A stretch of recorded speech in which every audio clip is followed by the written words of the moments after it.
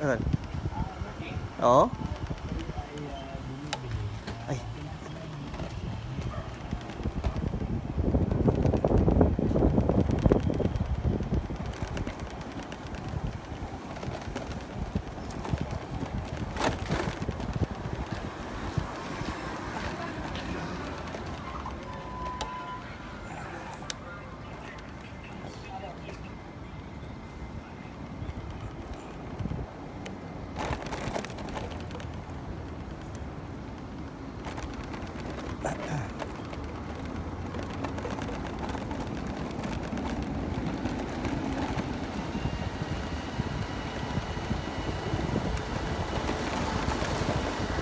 Ayan.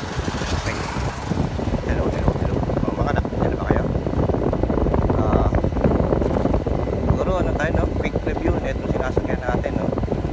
Ah, tawag dito sa e-scooter natin or e-bike is GXan Raptor 2, kaso modified.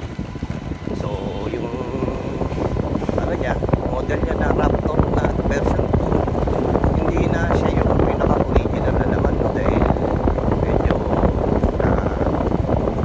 nakapalitan na. So ang original nito is nasa 2,000 watts lang yung pump niya. Tapos hindi ko alam kung gaano kalaki yung ano, baterya niya, pero sa ngayon ang pinalitan na kasi bali ano na to, 3,000 hub. Tapos yung baterya niya kaya is 72 volts 50 ah. So ganun na yung baterya niya. Ang gusto lang kasi is mas tumatagal siya, mas matagal yung ano, yung nilalayo dahil nasa mas malaki yung ano niya, AX niya. Tapos yung controller nito na sa mga medyo ano, pinalitan na, naka-blood na yung tawag, blood type yung ano, controller niya. So parang bumili ka na rin ng another motor. So ganun yung presyo nito. So quick review, no, yung ano nito is grabe yung malakas siya. Kung talagang lakas ang hanap mo, kung bilis, andun din yung bilis na kung tutuusin. Hindi ka mabibitin sa torque o yung sa hila. Kung kailangan mo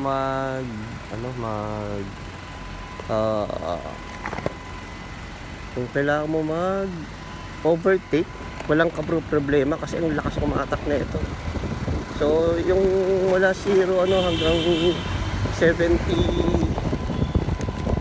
kph, siguro less than 3-4 seconds na ganun kabilis, na from stoplight tapos biglang nag-go, iwan mo yung lahat ng mga ano niya talaga, yung mga kasabayan mo, kahit na mga big hindi nakakasabay sa pag-arangkada na ito eh. Hahabol lang sila kapag medyo arangkada na, ano na yung mga big bike. Tapos lalo na ako, di ko pa kasi nasusubukan na talagang re-recta talaga ako ng tulin, kasi nga medyo lula din ako lakas na lula ko mabilisan ko lang, ano ko lang yung ano niya, tapos medyo nag-slow down na ako, hindi ko kayang mag-maintain ng mabilis o ano niya, so kailangan ko mag-slow down.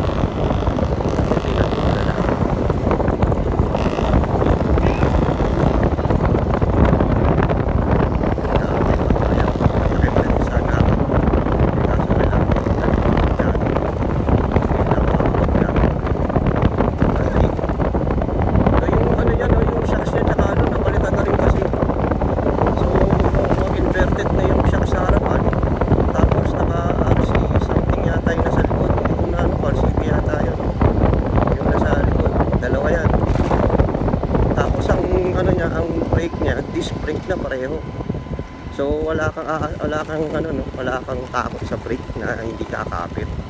Ang alam ko, mayroong negatibo lang sa disc brake lalo pag nasa likod parang kumakapit siya ata o something na kailangan mo ng ABS para mag-brake.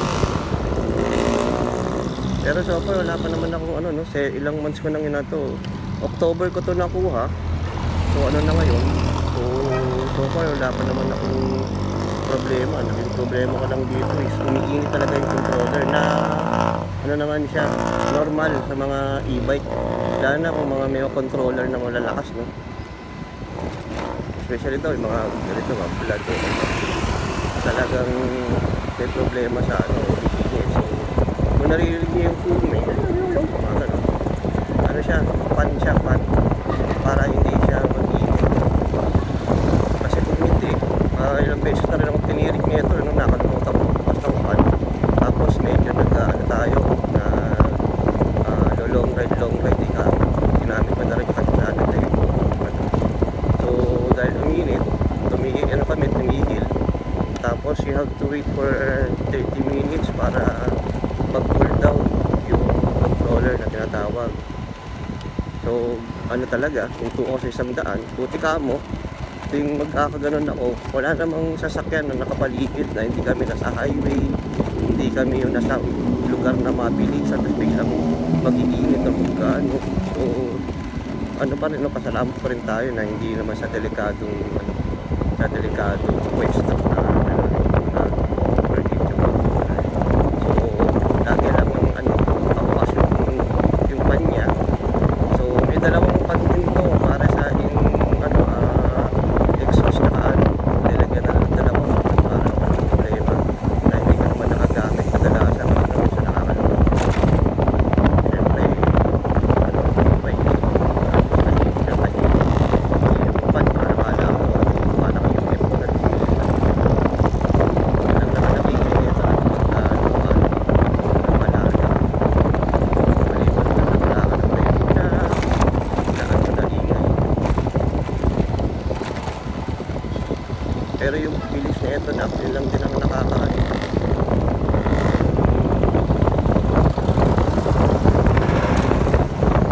Talaga niya parang selling point. Tapos yung layo na kayang puntahan, minsan pumunta ako ng SM Baliwag galing dito, SM Baliwag tapos balik yung charge ko yun, dire-diretso rin naman siya. So walang problema, although ano lang ako ng gaan lang ako walang magsano, wala akong makakain.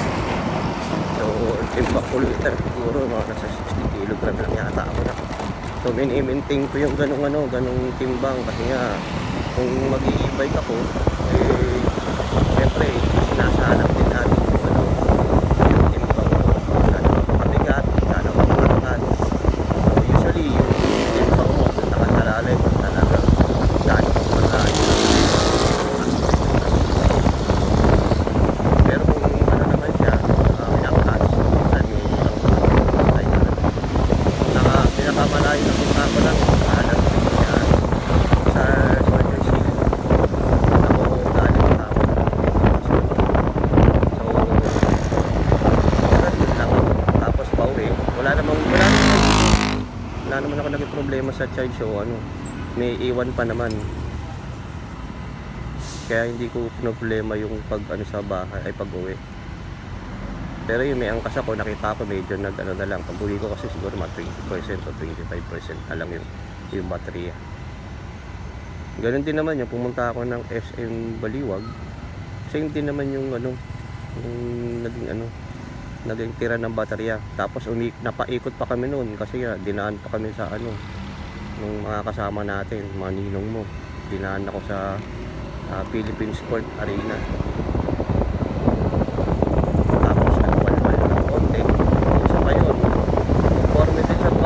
Mo ng throttle o pag walwal mo ng kung medyo mabilis ka bang magpaanda o paano ka magpaanda kung makabawas ng baterya yun. So kung tatakbo ko ma-maximize mo yung baterya nito o kung hanggang kaya. Ang pagkabasa ko, pagkakaalam ko, yung 50Ah na to is aabot ng mga 90 to 100 kilometers ang layo. Ganun ka yung pwede niyang puntahan. So hindi pa naman natin na ma-maximize yun. Medyo yun lang naman pinakamalayo-layo natin na puntahan yung SM Baliwag kasi nga pinuntahan natin isang tropa natin doon. kalsada natin ito. Maliban doon, medyo hindi na tayo masyadong lumalayo pa. Dahil wala rin naman ako makakasama sa ride eh. Siguro by date time, baka makapagpapalit ako ng schedule. Makasama ako sa kanila kasi usually ang ride eh, dito. Eh, dapat na lang kasi magkakasama ako.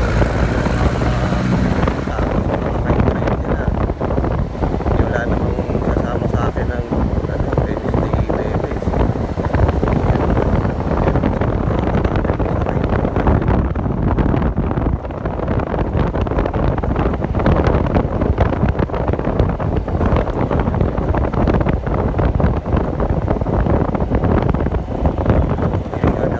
Yun ang kagandahan sa e-bike. Wala akong masyadong ang lang nito na ang full charge nito kadalasan katumbas ng 2 litro ng motor. Yun yung natansya ko eh. Especially kung yung mga medyo pang ibang motor, mga medyo lumana na patakbo lang ng mga 35 to 40 to 45 kilometers per liter. Isang buong charge, ng 100 siya, kaya naman. Yun nga lang, takbong pogi. Tatakbo ka ng mga 40-50 lang hatos. Hindi pa pwedeng mas mabigat, mas mabilis dun kundi walwal. Morning sir. Morning pa. Kaya medyo ganun yung Overall maganda ang e-bike. Especially ngayon, papunta na tayo dun. Ang mahal ng gas ngayon. Ang parang napansin ko, 70 plus. 1 litro. Grabe. Buti na lang tayo, casual riding lang tayo. Ginagamit lang natin to mainly for laundry natin.